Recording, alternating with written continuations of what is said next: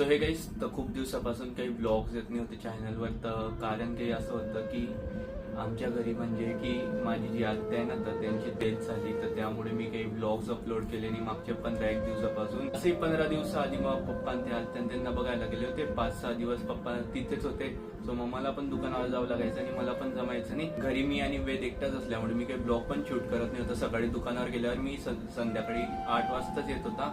मग तेव्हा काही ब्लॉग शूट करायचा टाइम नाही भेटायचा.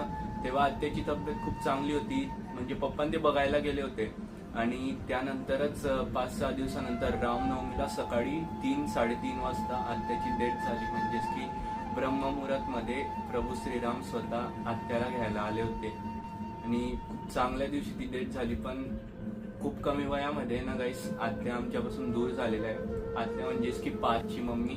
हेच कारण होतं की ब्लॉग्स येत नाही होते.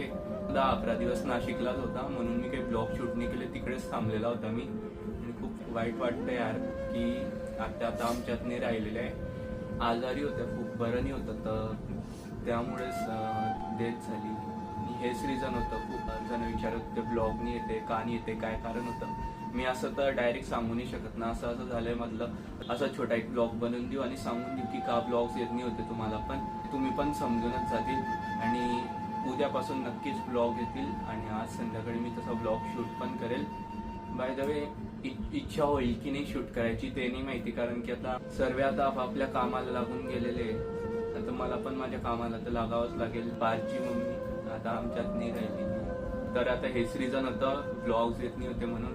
तुम्ही पण समजून गेले असतील. आज करेल मी ब्लॉग शूट.